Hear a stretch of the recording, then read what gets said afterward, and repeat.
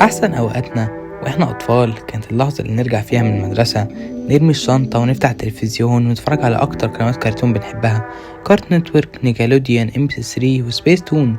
كنا بنعيش معاهم لحظات ضحك ومغامرات وقصص لسه عايشين جواها لحد النهاردة. في ناس كبرت ولسه بتتفرج، وفي اللي الحياة سحبته بعيد عنها. بس في الحالتين في احتمال كبير قوي ما تعرفوش قنوات طفولتكم بدأت ازاي. فالنهاردة احنا هنقول لكم كارتون نتورك بدأت ازاي، صعدت ازاي، وسقطت ازاي.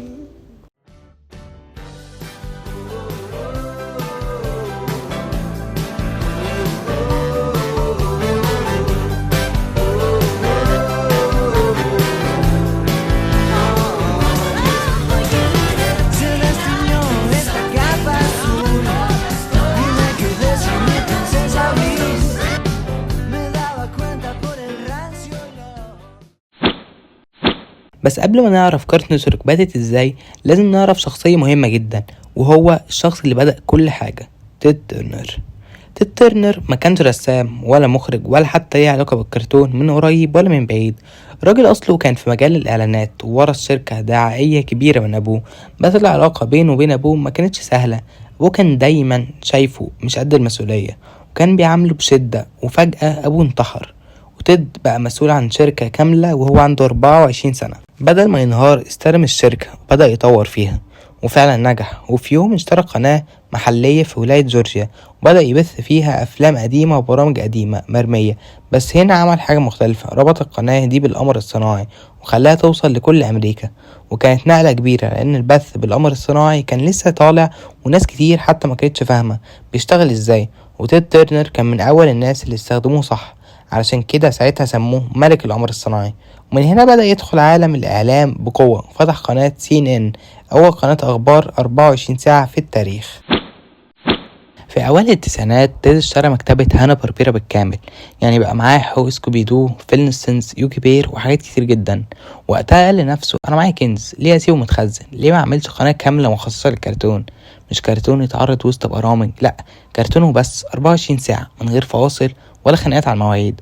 وفعلا في 1 أكتوبر سنة 1992 كارتون نتورك اتولدت. Heavens to Murgatroyd! The world's first cartoon network, coming October 1st. Contact your local cable operator for more details. I hope you get it. القناة بدأت تبث كرتونات من المكتبة القديمة اللي عندهم: توم اند جيري، سكوبي دو، بوباي، لوني تونز، الحاجات الحلوة دي. الناس حبت الفكرة، الأطفال كانوا مبسوطين، والكبار حاسين بالنوستالجيا بتاعت زمان. بس طبيعي بعد شوية التكرار يخلي الجمهور يزهق. وهنا الشركة خدت قرار كبير: بدل ما يفضلوا يعتمدوا على القديم، يبدأوا يعملوا محتوى جديد من إنتاجهم هم. سنة 1995 كارتون نتورك أطلقت مشروع اسمه وات كرتون.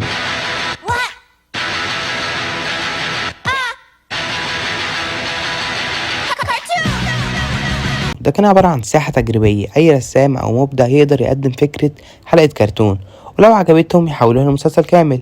من المشروع ده طلعوا ناس بقت أساطير، شبه سينتي تارتاكوفسكي صاحب ساموراي جاك ومختبر ديكستر، وشبه كريك ماكراكن صاحب فتاة القوة ومنزل فوستر، وشبه فان بورتبل صاحب جوني برافو. الناس دي كانت شباب صغير ساعتها، لكن أفكارهم كانت مجنونة وجريئة. والمشروع ده حول كارتون نتورك من مجرد قناة بتعرض كرتون لقناة بتنتج كرتون وبتخلق شخصيات جديدة الناس بتحبها. ومن شهرة كارتون نتورك الفترة دي، كارتون نتورك بدأت تتوسع لأول مرة بشكل رسمي خارج أمريكا، وكانت البداية في كندا في 1993. كارتون نتورك كانت مختلفة، الكرتون بتاعهم كان غريب وغامض وكوميدي، بس في نفس الوقت ماشي مع أول الأطفال. الجمهور بقى متنوع، أطفال ومراهقين وكبار. الناس بترجع من المدرسة عشان ديكستر، والناس بتسهر بالليل عشان كوريج الجبان. دي كانت فترة كارتون نتورك في قوتها، مش بس كان بتنتج مسلسلات جامدة، لأ، كانت كمان بتبني عوالم كاملة جوه القناة نفسها. وساعتها وانت بتتفرج كان ممكن تسمع اسماء غريبة كده تطلع لك على الشاشة، زي تونامي، بومرانج، ادلت سويم. وهنا يمكن تقول دول تبع كارتون نتورك ولا لأ؟ والإجابة كلهم تحت كارتون نتورك، بس كل واحدة فيهم ليها طعم وجمهور مختلف. تونامي بوابة الانمي للغرب، ده البلوك اللي عرف جيل كامل على الانمي. دراجون بول، ناروتو، وان بيس كلهم جم من هنا. تونامي كان عامل زي مهمة فضائية، ليه مقدم اسمه توم بيكلمك ويشغلك الكرتون، بتحسه جاي من المستقبل. بومرانج تحس انهم حولوا النوستالجيا الى قناة. القناة الفرعية اللي فضلت محافظة على التراث. هانا باربيرا، لو بتحب يوجي بير أو فيلنستنز دي كانت منطقتك، وكانت بتخليك تحس إنك لسه طفل عنده شريط كاسيت بيعيد الذكريات. أدلت سويم للناس اللي كبرت ولسه بتحب الكرتون، ودي كانت المفاجأة، بلوك للكبار بعد الساعة 10 بالليل. كرتون بس بنكهة تانية تماما، سوداوية وسخرية ونقد للمجتمع وجنون ما يتوصفش. ريكان مورتي وروبوت تشيكن ما طلعوش صدفة، دول كانوا جزء من عالم أدلت سويم. لكن بما ان أدلت سويم خرجت مع الوقت من تحت جناح كارتون نتورك شوية وبقت حاجة لوحدها تقريبا، بس ده مش موضوعنا. في الفترة دي كان مدير قناة كارتون نتورك هو جيم سامسون، والراجل أول ما مسك قرر يغير كل حاجة، غير الشعار والشكل العام للقناة، أطلق حملة الهوية الجديدة This is Cartoon Network وابتكر عالم كارتون نتورك سيتي.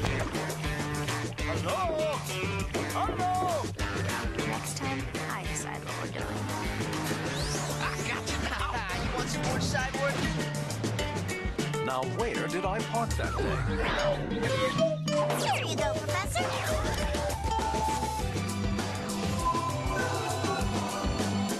Trash disposal. Check.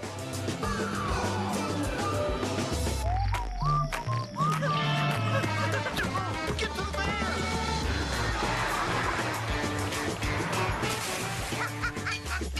There! Don't flood it, you stupid dog!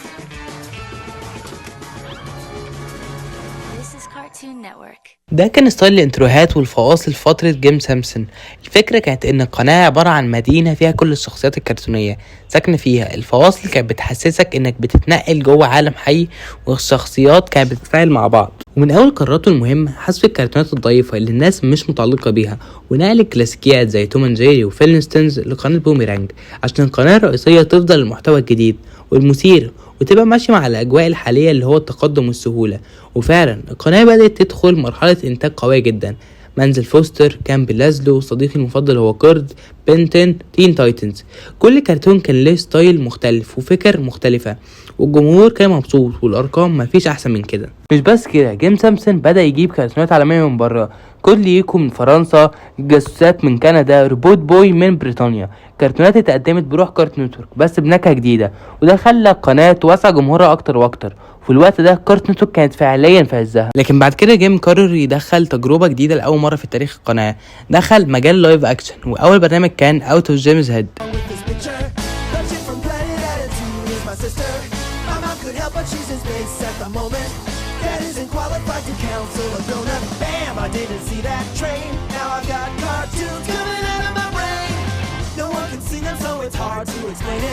I'll keep my head when there's a freak trying to claim it.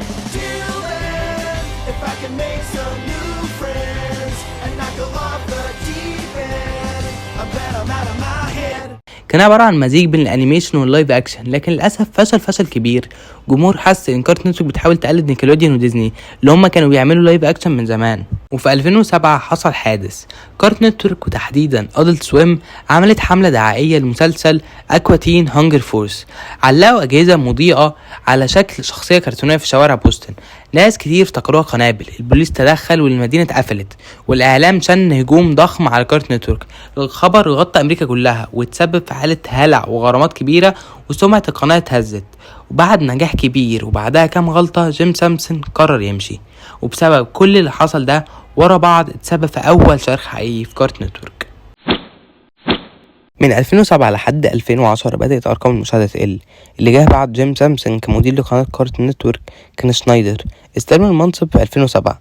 بدأت كرتونات مهمة زي إيدن إيدي ومنزل فوستر تنتهي، وبعد عرض 11 سنة و6 أشهر تقريبا في 2008 تم وقف عرض تونامي.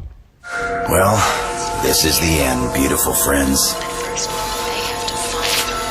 After more than 11 years, this is Toonami's final broadcast.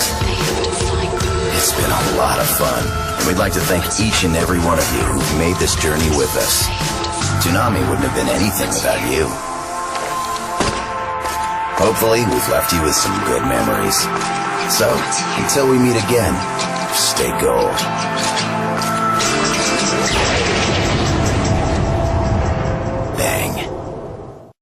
في وفي 2009 والأول مرة في تاريخ القناة من 1992 كانت بداية التركيز بشكل أكبر على برامج اللايف أكشن تحت عنوان كارتون نتورك ريل، لدرجة إن كان في أوقات برامج زي دود، وات وود هابن، دستروي بيل دستروي، ذا أذر سايدرز بتتعرض من العصر المغربي، يعني وقت الذروة للأطفال، فكان من أفشل القرارات وخلى كارتون نتورك تبقى أقل قناة كرتون في أمريكا من حيث المشاهدة.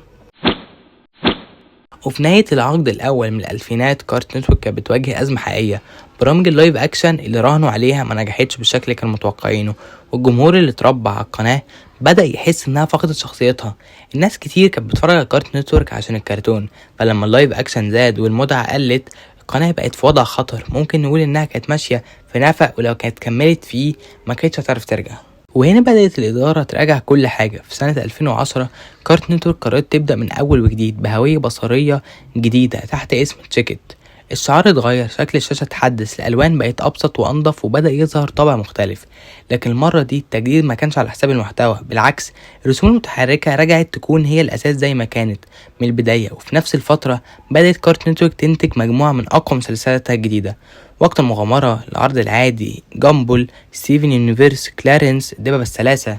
المسلسلات دي ما كانتش كرتون وخلاص، كل واحد فيهم كان ليه عالمه الخاص وطريقته في الكلام مع الجمهور، ومزيج عبقري من الكوميديا والمشاعر. والأهم الكرتونات دي نجحت نجاح عالمي وبقت من أكتر الأعمال شهرة في تاريخ كارتون نتورك كله. الناس بدأت ترجع، نسب المشاهدة ارتفعت، والنقد الإيجابي رجع لأول مرة من سنين. كارتون نتورك ساعتها أثبتت إنها مش محتاجة تجرب تقلد غيرها أو ترضي كل الناس. كل اللي كانت محتاجاه هو ترجع تركز على اللي بتعمله كويس، كرتون ممتع ذكي وجريء. بفضل الأعمال دي وبفضل هوية تشيكت، القناة ما رجعتش بس، دي تم إنقاذها من انهيار كان قريب جدا.